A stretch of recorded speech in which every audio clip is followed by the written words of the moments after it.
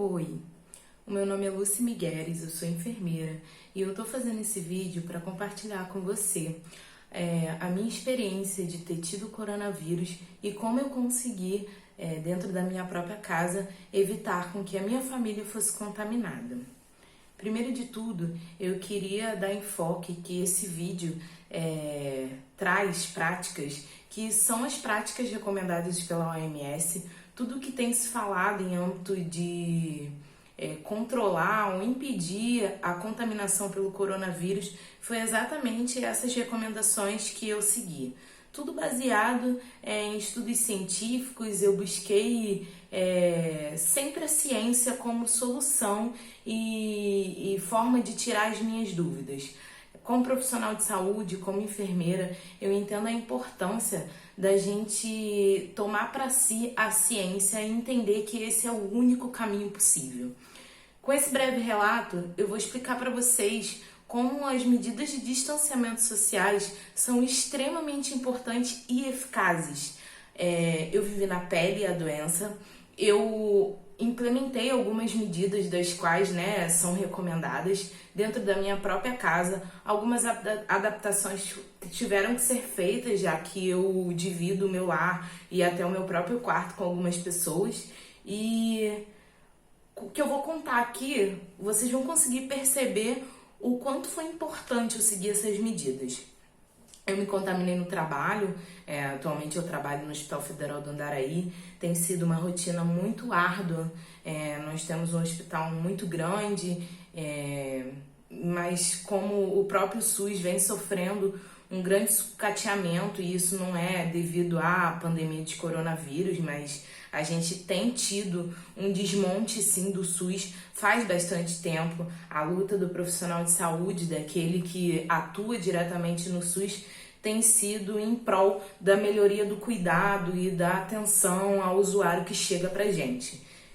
Com a pandemia, a gente já previa que isso ia haver uma piora, como está tendo em todo o mundo. Então não é algo exclusivo do Brasil, mas é algo que chegou pra gente e está difícil de lidar.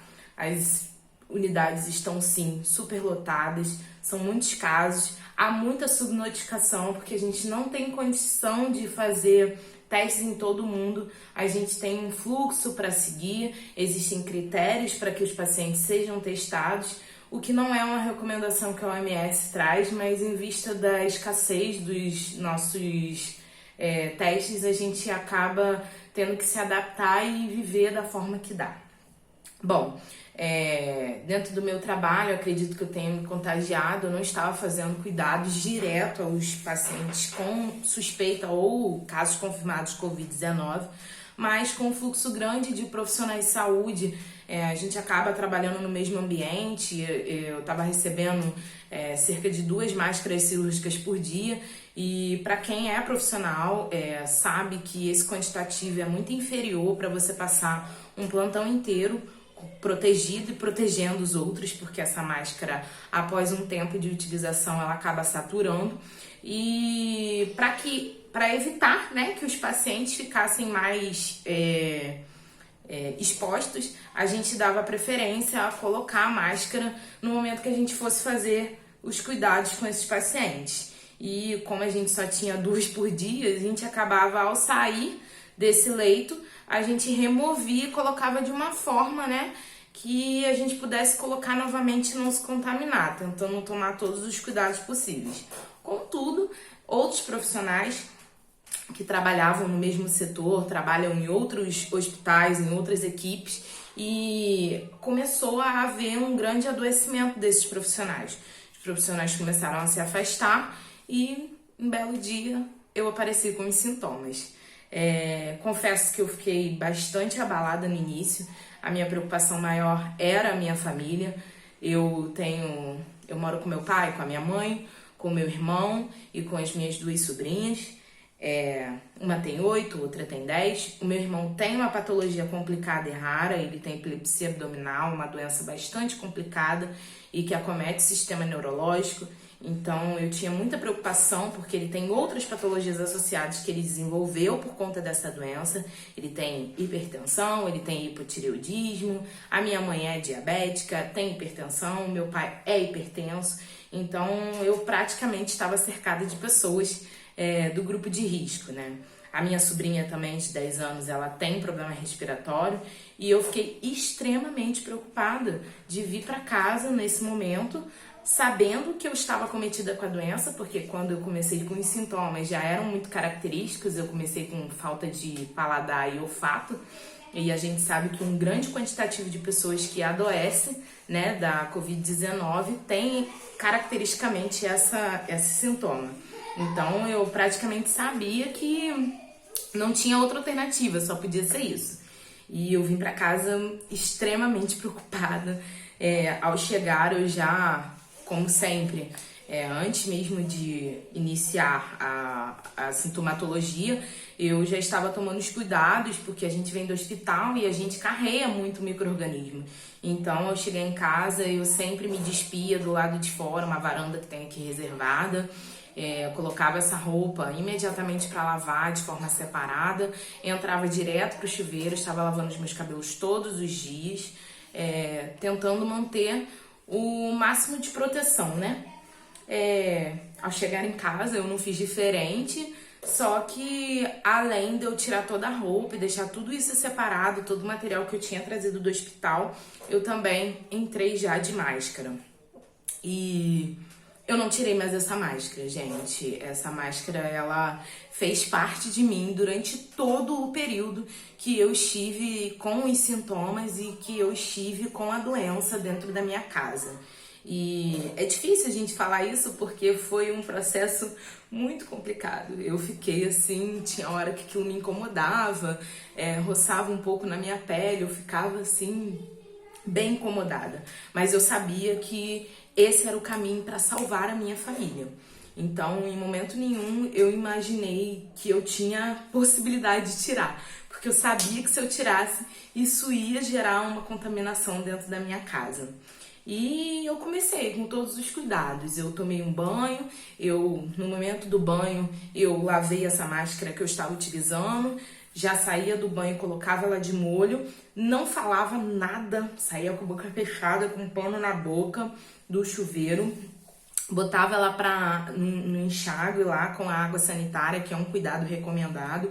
Durante 30 minutos essa máscara ficava ali de molho, eu já colocava pra secar e mesmo assim, no momento que eu colocava ela de molho, eu já colocava outra e continuava fazendo as minhas tarefas. Eu tive sintomas bem complicados, eu tive falta de ar, eu tive náuseas, eu tive muita dor de cabeça. A dor de cabeça acho que foi um dos sintomas que mais prevaleceu por quase toda a doença. Eu tive dia de tomar 2 gramas de dipirona, que são um total de 2 gramas não, teve dia que eu tomei 3, que são 6 comprimidos, né?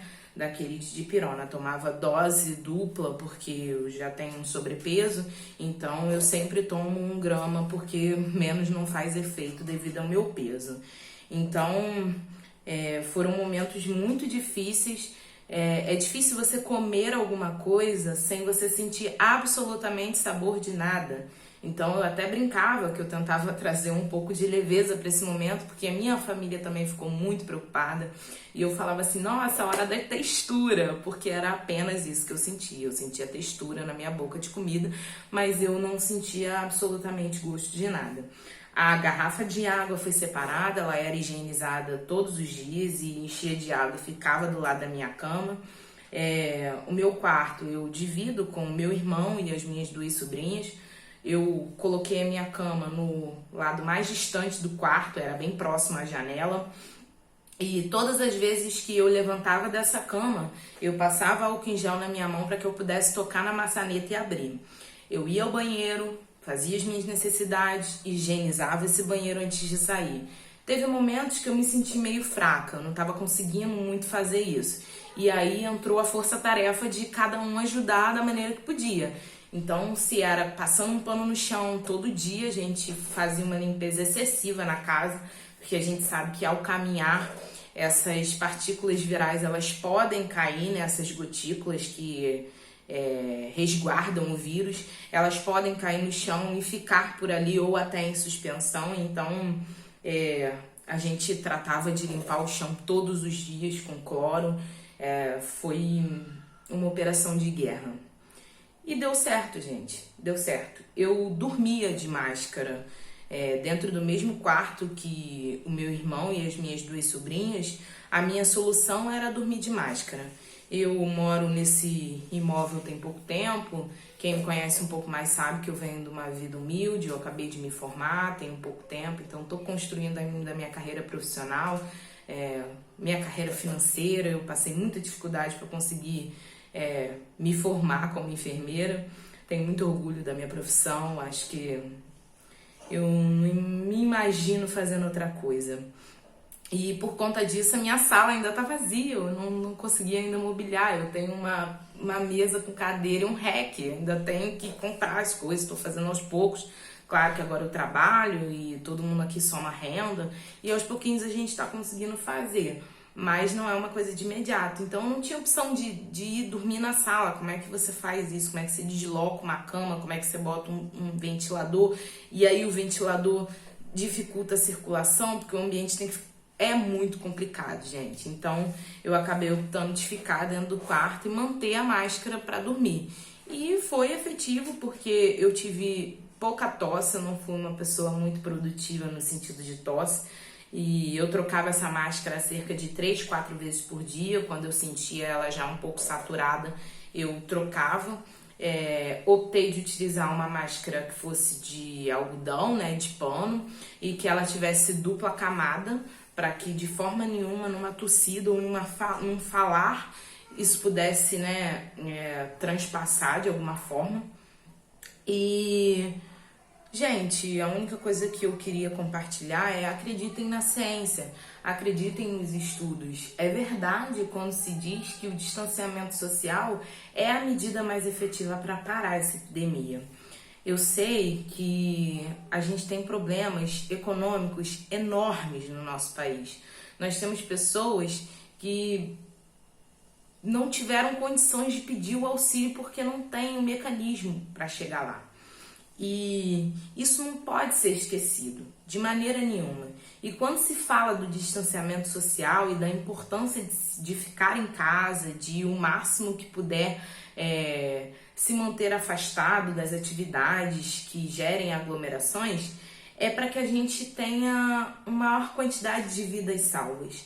E se a gente coloca em primeiro lugar a economia de um país, a gente com certeza deixa de levar em conta as vidas que vão se perder.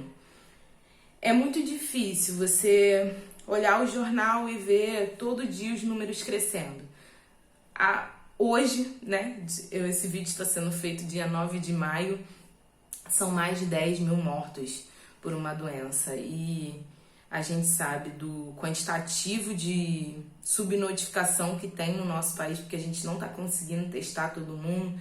E é avassalador, avassalador. Você vê tantas vidas se perderem, e mais avassalador ainda, ver as pessoas guerreando em quem acha que tem que ficar em casa e quem acha que não tem, por questões políticas, e não levando em conta o que realmente vale, que é o que a ciência preconiza.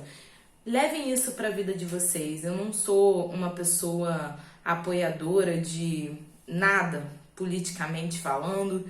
Eu só acredito que a ciência, ela nos traz um ensinamento. Ela tem como comprovar a eficácia. Eu segui as recomendações, eu não tomei nenhuma medicação, porque eu sabia que não, né, com o conhecimento que eu tenho, era muito difícil que já houvesse alguma droga que fosse eficaz. Então eu fiz uso de dipirona para controle da dor. É claro que em caso de que você tenha, por favor, siga as recomendações dos seus médicos. Os médicos estão aí com capacidade para fazer todo esse gerenciamento da doença. É o nosso papel, a gente trabalha em conjunto. Mas, por favor, garantam que vocês estejam seguindo as recomendações da ciência. nada mais vai conseguir salvar e tirar a gente dessa situação do que a gente seguir o que a ciência preconiza. Era isso, gente. Eu queria disseminar tudo que eu vivenciei e tô muito grata, porque a ciência salvou a mim. Não posso dizer que salvou a mim, porque eu consegui vencer o vírus certamente com a minha capacidade imunológica, mas ela salvou a minha família. A minha família tá bem, estamos todos aqui já liberados, o meu exame deu negativo, eu vou retornar às minhas atividades e esse Dia das Mães vai ser o dia mais feliz do ano, porque eu vou com certeza poder abraçar minha mãe sem nenhuma preocupação, porque eu sei que eu não passei nada e graças a Deus a gente estaremos todos aqui comemorando um ano, um dia muito especial e todos juntos podemos estar nos abraçando. Muito obrigada. Se você acha importante essas informações, dissemine o máximo possível. A gente precisa vencer e a gente precisa acreditar no que a ciência diz, viu? Muito obrigada. Um abraço a todos.